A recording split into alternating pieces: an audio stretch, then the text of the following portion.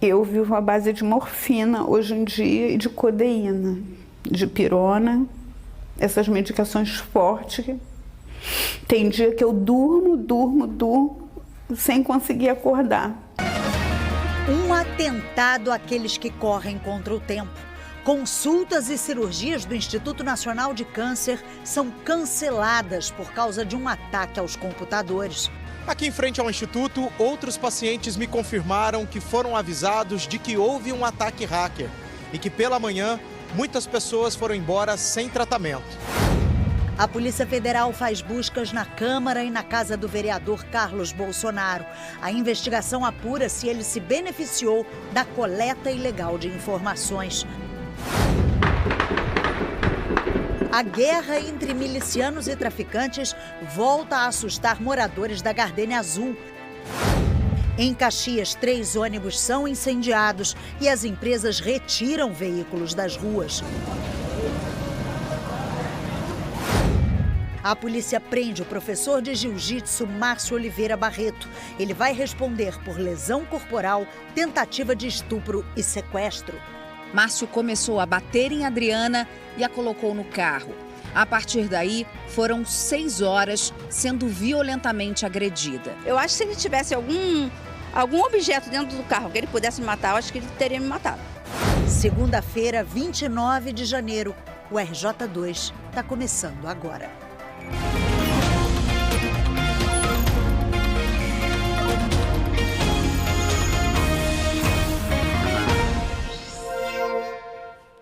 Olá, boa noite. O Instituto Nacional de Câncer está cancelando consultas e exames dos pacientes sem previsão para o retorno do atendimento. A diretoria afirma que foi obrigada a tirar o sistema do ar por causa de uma invasão de hackers. Entre tantas dores, sofrimento e cansaço, a luta da dona Denise contra um câncer tem agora um inimigo digital. Ela soube que por causa de um ataque hacker, não vai conseguir fazer uma biópsia marcada para amanhã. Dona Denise faz tratamento no Instituto Nacional de Câncer. Era por volta de 1h30 da tarde, quando ela recebeu uma mensagem de uma funcionária. A gente está com um problemão sério, invadiram o sistema do INCA, hackearam, e a gente está sem sistema, sem poder ligar computador aqui. E aí eu vou estar entrando em contato com você para falar quando a gente conseguiu remarcar, mas a gente está sem pretensão de volta, não sabe quando vai voltar o sistema, entendeu? Há 4 anos, Dona Denise trata de um câncer de mama no INCA. Ela disse que a biópsia de amanhã daria informações importantes para continuar o tratamento. Eu já não tenho uma mama, na qual hoje em dia eu estou com metástases. Eu vivo à base de morfina hoje em dia e de codeína. O RJ2 teve acesso a uma mensagem que teria sido compartilhada pelo diretor do INCA aos funcionários. O texto diz: o INCA sofreu nesse último domingo um ataque cibernético externo que obrigou a nossa TI a desligar todos os nossos servidores. Uma intensa varredura está sendo realizada em todas as máquinas do Instituto, inclusive com a ajuda de grupos de outras instituições.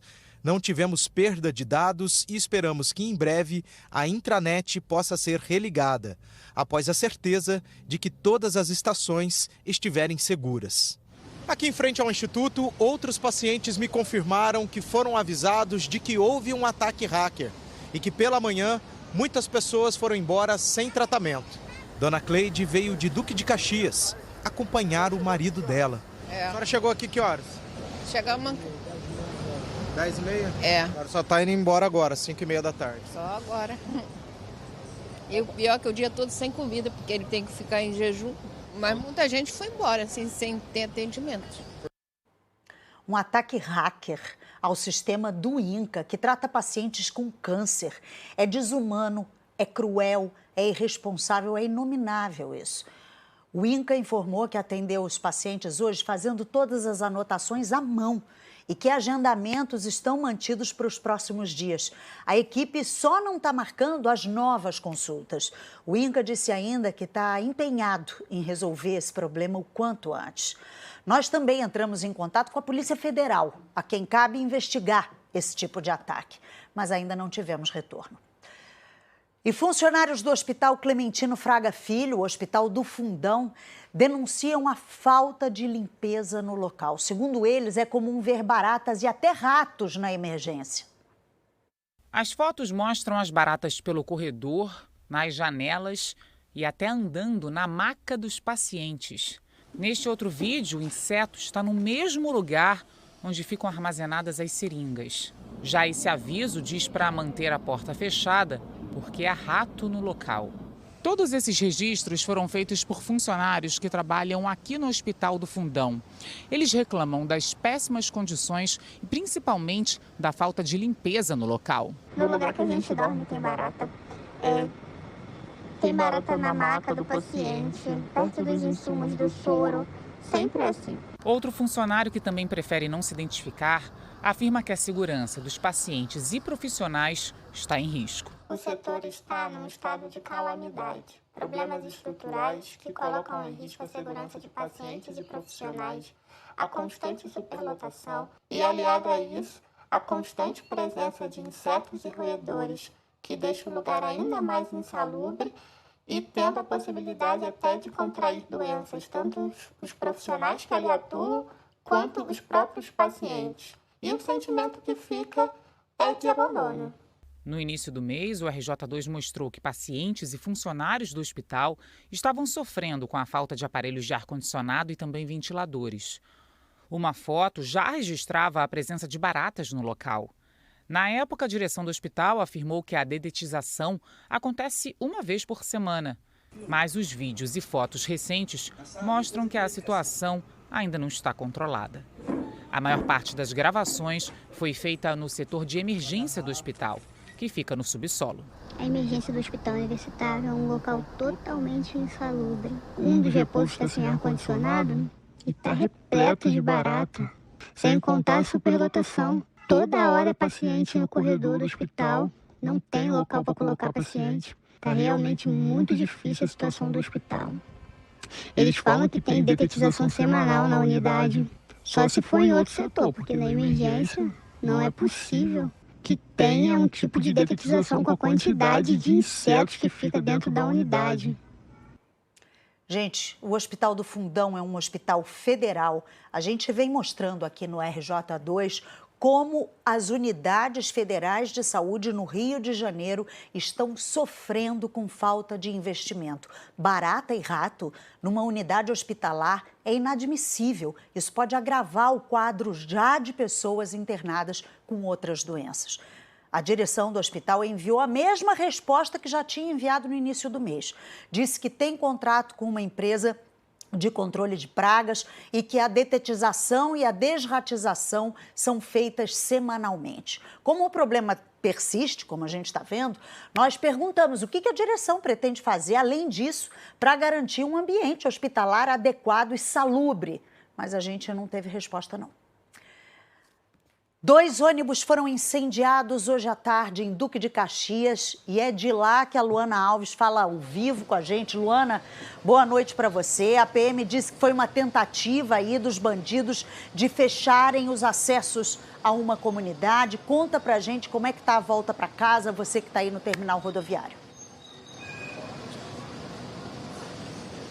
Muito difícil, viu, Ana Luísa? Boa noite a você que está com a gente agora no RJ2. Foi um episódio criminoso de violência por volta de 3h30 da tarde, perto da localidade do Barro Vermelho, aqui em Duque de Caxias, que ainda reverbera nessa volta para casa do trabalhador, Ana Luísa.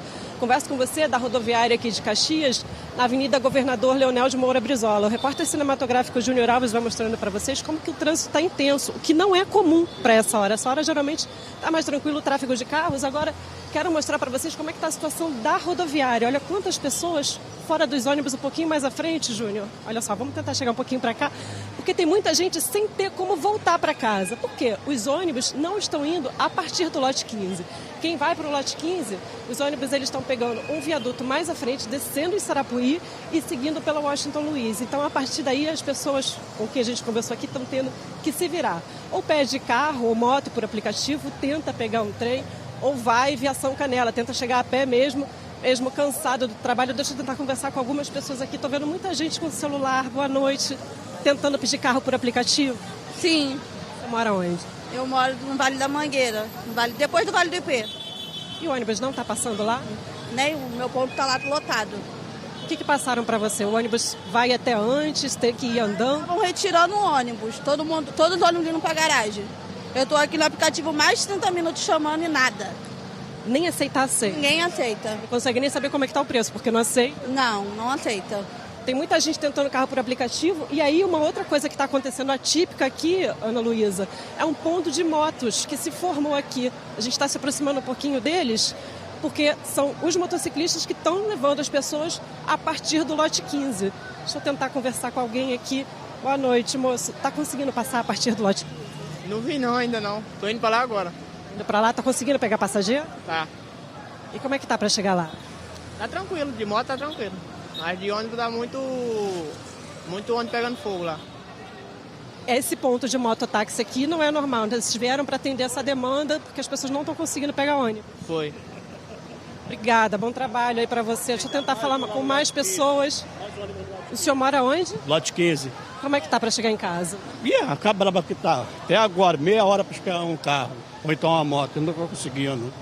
Não está conseguindo chamar? Estou vendo que você está ligando para o seu filho. Meu filhão está ligando para mim, perguntando como é que eu tô. Tô bem, né?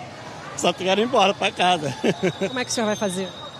Pegar um mototáxi, tentar chegar em casa, né? E a gente é que paga, né, por isso. Obrigada, bom retorno, bom descanso para o senhor. É o que as pessoas estão tentando fazer, Ana Luísa. As opções são a moto por aplicativo, como vocês viram, mas está difícil de pegar, ou então tentar pegar um trem que está ainda passando por Gramacho, ou então realmente indo a pé. A gente tem alguns posicionamentos, deixa eu passar para vocês rapidamente antes de entregar. A Aviação Flores disse que também está com carros com intervalos irregulares, ônibus irregulares, e a CEMOV, que é a empresa responsável por empresas de ônibus aqui no estado do Rio de Janeiro, por 184 empresas de ônibus no estado do Rio de Janeiro, disse que esse é o 4º incêndio só nesse mês de janeiro. O ano acabou de começar e a gente já tem esse registro. Felizmente, não houve feridos, mas a situação está difícil ainda em Caxias, principalmente nessa volta para casa, Ana Luísa. É o trabalhador que paga não só com atraso, mas com o bolso, porque pedir um carro, uma moto de aplicativo, claro que é mais caro do que a passagem. É preciso reforço na segurança, exatamente para que as pessoas possam chegar em casa com tranquilidade. Obrigada, Luana, pelas informações.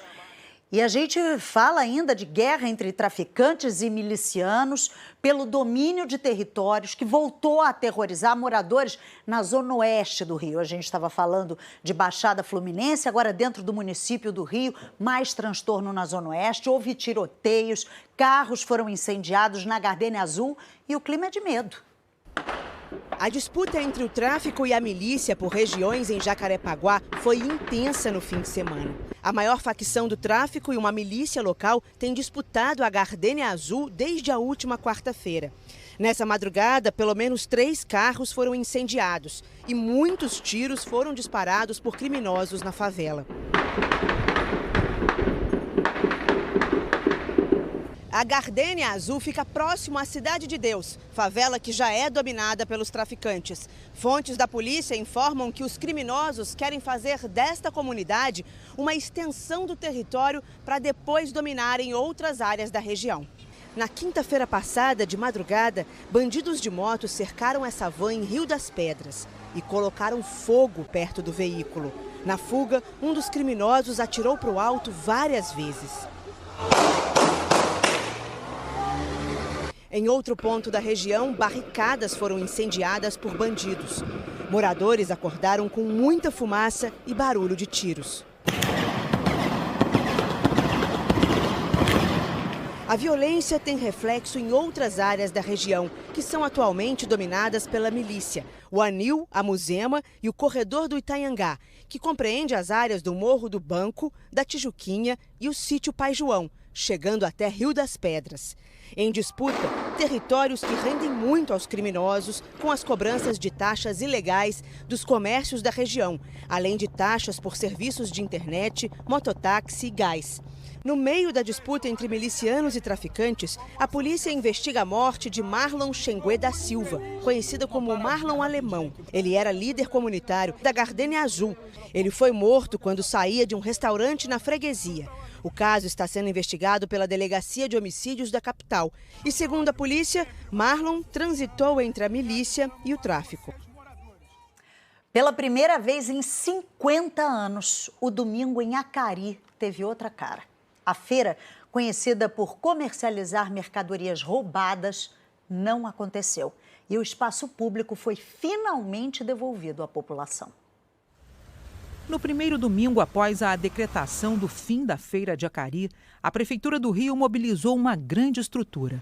A Secretaria de Ordem Pública, com o apoio das polícias civil e militar, fez uma operação na Avenida Pastor Martin Luther King Jr., no trecho onde a feira era montada. Os agentes encontraram gatos de luz. Segundo a polícia, era uma espécie de estação clandestina que fornecia energia para as barracas. Havia tomadas irregulares nos postes. Cerca de 200 metros de fios e cabos foram recolhidos. As equipes descobriram 4 câmeras que, de acordo com a polícia, monitoravam a movimentação na feira. Uma perícia vai tentar determinar a quem elas pertencem. Um furto de água também foi identificado. Um grupo fez uma manifestação. A Secretaria de Ordem Pública informou que vai fazer um cadastro de feirantes que atuavam de forma regular para que eles possam ter oportunidade de trabalhar em algum outro ponto da cidade. Investigações da Polícia Civil mostram que muitos produtos vendidos na feira de Acari eram fruto de roubo. O papel da Polícia Civil é investigar, os receptadores, a relação entre os roubos de carga e esses receptadores que eventualmente têm utilizado dessa feira para vender seus produtos de origem ilícita. Atuar nas feiras ilegais é fundamental, porque aqui a gente também observava muito descaminho, a venda de produtos ilegais, sobretudo laticínios, alimentos, que a gente visivelmente, notadamente, via que era fruto de descaminho, de roubo, de furto de material. Fazia muito tempo que a feira de Acari era chamada de roubalto. Desde a década de 1970, que esse mercado a céu aberto, que só funcionava aos domingos, vendia vários produtos de origem duvidosa. Dava para encontrar um pouco de tudo, de peças de carros a eletrodomésticos, de equipamentos eletrônicos a roupas e calçados, além de alimentos, medicamentos e suplementos alimentares. Ao longo dos anos, várias operações foram realizadas na feira de Acari, mas isso não foi suficiente para reprimir a comercialização de produtos roubados. A gente vai continuar esse trabalho, tanto de monitoramento através da inteligência, quanto o extensivo com as nossas equipes aqui para evitar que esse foco de receptação, de desordem, evitar que ele se perpetue aqui na região. Na semana passada, o prefeito Eduardo Paes publicou um decreto proibindo a feira de Acari. Numa rede social, ele afirmou que não era aceitável que uma feira repleta de produtos de origem desconhecida tivesse seu funcionamento normalizado na cidade. A decisão tomada pelo prefeito foi baseada num relatório de inteligência da Secretaria de Ordem Pública, que revelou o envolvimento de ambulantes da feira de Acari com bandidos. Segundo o relatório, roupas que pertenciam a lojas de departamento eram vendidas pela metade do preço que aparecia na etiqueta original. Animais silvestres também eram negociados ali. Mais um crime que acontecia em plena luz do dia, na frente de todo mundo. Um tucano chegava a ser vendido a R$6 mil. Uma feira que é ilegal, uma feira que nossas informações de inteligência, informações, enfim, de todos os órgãos de segurança apontam para um foco de receptação, de mercadorias roubadas, e assim a gente espera ordenar esse espaço público, liberar as calçadas para a população e auxiliar também na segurança pública da cidade. Está preso o homem suspeito de agredir e torturar a ex-mulher durante 6 horas. Hoje ela esteve no IML para exame de corpo de delito. Adriana teve medo de morrer. Eu acho que se ele tivesse algum objeto dentro do carro que ele pudesse me matar, eu acho que ele teria me matado. Foram 25 anos de casamento, 2 filhos e muita violência. Ela já tinha sofrido xingamentos, puxões de cabelo empurrões. Eu tô separada dele já tem 1 ano e 4 meses. Nesse 1 ano ele nunca me deixou em paz. Nunca. Já tinha uma medida protetiva contra ele, porque ele invadiu a minha casa para roubar meu telefone. Sempre com isso de querer ver com quem que eu estava, se eu estava me relacionando com alguém. O homem que estava proibido pela justiça de se aproximar de Adriana é o lutador e professor de jiu-jitsu Márcio de Oliveira Barreto. Mas ele não só chegou perto da ex, como também foi à mesma festa em que ele estava, na freguesia, na última sexta-feira. E aí ele me viu no telefone. Quando ele me viu no telefone, eu não sei de onde ele surgiu, gente. Eu só senti assim, ó. Ele pegou meu telefone e saiu. E quando ele pegou, meu telefone estava aberto, né? Estava com a conversa aberta. Ele viu a pessoa que eu estava conversando e aí ele ficou transtornado. Aí ele saiu, os amigos em comum vieram. Márcio, dá o telefone dela, deixa isso pra lá, cara. Ele, não. Pode ficar tranquilo, só vou conversar com ela. Do lado de fora da festa e longe da visão dos amigos, Márcio começou a bater em Adriana e a colocou no carro. A partir daí, foram 6 horas sendo violentamente agredida. Segundo Adriana, Márcio dirigiu por diferentes cidades enquanto a torturava. Mesmo machucada, ela conseguiu identificar que ele chegou a subir a Serra de Petrópolis e depois voltou com o veículo em direção à Baixada Fluminense. O intuito dele era o que ele falava, você vai ficar comigo, não vai ficar com mais ninguém. Por volta das 6 da manhã, ela finalmente conseguiu pedir ajuda. Eu só via placas, tá? Eu não sabia onde estava, eu só via placa. Aí eu vi que eu estava em Belfor Roxo e já estava claro, porque até então de madrugada a rua estava super deserta. E aí quando eu vi que tinha gente passando, carro passando, eu abri a porta e comecei a gritar socorro. Aí ele se assustou, aí ele foi, diminuiu, ele vai, então solta. Aí eu corri para um posto de gasolina e pedi ajuda. Márcio fugiu depois do crime, mas teve a prisão decretada. Ele foi localizado hoje de manhã na casa do pai, em Quintino, na Zona Norte. Indiciado pelos crimes de lesão corporal, tentativa de estupro, sequestro e descumprimento de medida protetiva, Márcio também perdeu o emprego. A academia onde ele dava aula se manifestou sobre o crime. Disse que repudia veementemente as ações dele e que Márcio está desligado do quadro de funcionários. Estou aliviada. Era isso que eu queria. Eu queria muito que ele pagasse pelo que ele fez. Espero que ele fique guardadinho lá por um bom tempo, porque ele foi um monstro. A Polícia Federal fez buscas hoje na Câmara do Rio e na casa do vereador Carlos Bolsonaro, do Republicanos. A operação investiga a espionagem ilegal pela Agência Brasileira de Inteligência. A Polícia Federal cumpriu mandados de busca e apreensão em 9 endereços ligados ao vereador Carlos Bolsonaro, do Republicanos, e ao deputado federal pelo Rio de Janeiro, Alexandre Ramagem, do PL, ex-diretor da ABIN, a Agência Brasileira de Inteligência.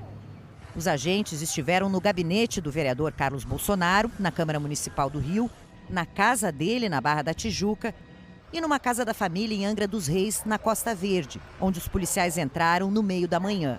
Carlos e o pai, o ex-presidente Jair Bolsonaro, chegaram da rua pouco depois com roupas de praia. O advogado Fábio Weingarten publicou em rede social que Bolsonaro saiu para pescar às 5 da manhã com filhos e amigos. Os dois saíram da casa, acompanhando policiais, sem dar declarações. Senhor Carlos, o senhor tem algo para falar em relação à operação? Um celular e 3 notebooks foram apreendidos no local. Além do Rio e de Angra, a operação de hoje também teve alvos em Brasília, Salvador e em Formosa, em Goiás. Entre eles, uma assessora de Carlos Bolsonaro, Luciana Paula Garcia da Silva Almeida, e uma assessora de Alexandre Ramagem, Priscila Pereira e Silva. Segundo a decisão do ministro do STF, Alexandre de Moraes, que embasa a operação, uma teria pedido à outra dados de inquéritos policiais da PF de interesse da família Bolsonaro. A polícia também esteve na casa de outro assessor de Alexandre Ramagem, Giancarlo Gomes Rodrigues, um militar do Exército cedido para a ABIN durante a gestão de Ramagem. Com ele, os agentes recolheram uma arma, um HD externo, 10 celulares e 3 computadores, sendo que um deles pertence à agência, onde a mulher de Giancarlo trabalha como servidora. As ações de hoje foram um desdobramento da Operação Vigilância Aproximada, que teve uma primeira etapa na quinta-feira passada. Na ocasião, foram apreendidos 2 notebooks e 6 celulares com Alexandre Ramagem. Um dos telefones e um dos computadores era da ABIN. A agência disse que Ramagem devolveu os aparelhos e vai apurar como os equipamentos ainda estavam com ele. A decisão do ministro Alexandre de Moraes ressalta que a PF identificou os 4 alvos de hoje como integrantes de um núcleo político e outro de alta gestão, que, em conjunto, monitorou indevidamente inimigos políticos e buscou informações acerca da existência de investigações relacionadas aos filhos do então presidente da República, Jair Messias Bolsonaro. As investigações apuram a suspeita de que a ABIN, sob o comando de Ramagem, repassou informações obtidas de forma ilegal, sem autorização judicial, a pedido de Carlos Bolsonaro. A PF agora quer identificar quem exatamente recebia as informações e quem se beneficiava delas. A defesa do deputado federal Alexandre Ramagem disse que está aguardando os desdobramentos para se manifestar. Já o vereador Carlos Bolsonaro não quis comentar a operação. Nós não conseguimos contato com Luciana Paula Garcia da Silva Almeida, Priscila Pereira e Silva e Giancarlo Gomes Rodrigues. Vamos para o intervalo e na volta tem a previsão do tempo. Agora 7h32. A gente está com uma novidade para você que sempre contribui para o RJ2 e para os nossos jornais locais. A partir de hoje, para mandar sugestões, vídeos, fotos, mensagens para o RJ2, basta acessar esse QR Code aqui na tela. Se você tem o cadastro da Globo.com, é só entrar com o seu login. Para quem não tem, é preciso criar uma conta. Tudo gratuito. Assim você fica ainda mais juntinho da gente. Apontando a câmera do seu celular para o QR Code, vai aparecer uma tela. Clique em Criar Conta. Vai aparecer uma outra tela onde você vai colocar os dados solicitados. Por último, você deve criar uma senha e clicar em Próximo. Você vai receber um código numérico por e-mail. Repita os números na tela e confirme. Basta fazer esse processo uma única vez. A partir daí, você estará apto para contribuir sempre para os nossos telejornais locais.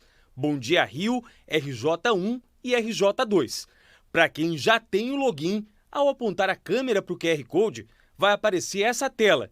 Existe um espaço para você deixar sua mensagem e um outro para adicionar os arquivos de foto ou vídeo que você deseja mandar para a gente. Depois, é só clicar em Enviar. Esse QR Code vai aparecer durante a exibição dos nossos telejornais.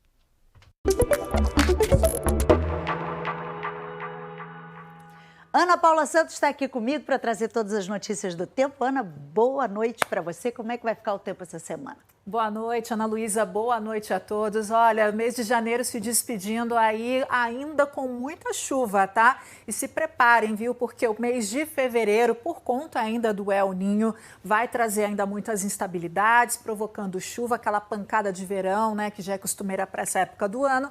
E também muito calor, mas desse eu tenho certeza que tem muita gente que não está sentindo tanta falta assim, não é? Bom, vamos lá. Para a noite de hoje, qual é a previsão aqui dos meteorologistas? Pode ainda ter pancada de chuva isolada, por isso que eu coloquei até a bonequinha aqui com guarda-chuva na bolsa, porque essa previsão ainda existe. Estava dando uma olhada agora pelo Alerta Rio e no radar já dá para ver que tem alguns núcleos de chuva que ainda não chegaram aqui para a região metropolitana, mas na Baixada Fluminense já pode ter uma chuva agora nos próximos minutos, tá, Ana Luísa?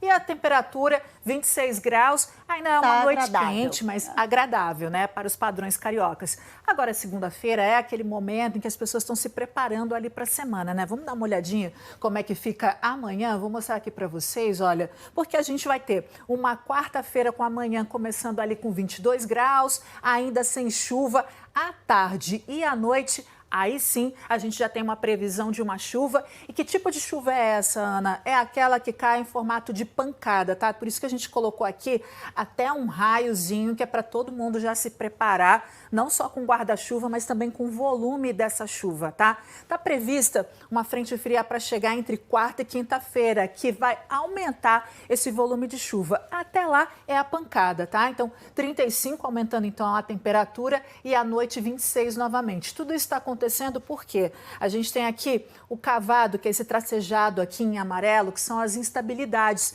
Ele está um pouquinho mais afastado do nosso estado. Até semana passada ele estava aqui em cima, bem em cima do Rio de Janeiro. E o sistema de baixa pressão, que também estava jogando umidade do mar, está mais afastado. É por causa disso que ele... Hoje abriu o sol. Abriu o sol, o astro-rei apareceu e é por isso que a gente viu ainda. E ao longo da semana a gente vai continuar vendo o sol, mas sempre entre nuvens. E lembrando que durante o dia pode ter essa variação aí de nuvens e também a chuva no fim da tarde. Então vamos ver como é que ficam os nossos próximos dias. Vamos dar uma olhadinha aqui, olha, com a ilustração para mostrar para vocês. Reforçando a informação, entre quarta e quinta-feira, então, chega essa frente fria, é quando a gente vai ter o volume maior de chuva, 30 milímetros. Para amanhã, uma chuva que pode ser pontual no fim da tarde e à noite, aumenta entre quinta-feira com 30 e 25 milímetros na sexta-feira. Já é um volume maior, né? Isso. Durante a semana, então, olha, temperaturas altas e essa informação aqui é importante para a gente guardar, viu? Porque junto com a estabilidade e a temperatura mais alta é aquele combustível para formar pancada de chuva. Então, quanto maior a temperatura, aí já se prepara, principalmente nessa época do ano é que a gente vai ter mais chuva. E aí, para o fim de semana, diminuindo um pouquinho também, dá uma refrescadinha de leve, 31 graus no sábado e uma chuva de 5 milímetros, Ana Luísa. Mas pelo menos de madrugada já dá para respirar melhor, né? O sábado vai dar uma aliviada, né? Pelo menos isso. Gostosinho. Gente, o RJ está terminando aqui. Para você, uma ótima noite e a gente se vê de novo amanhã. Tchau, até amanhã.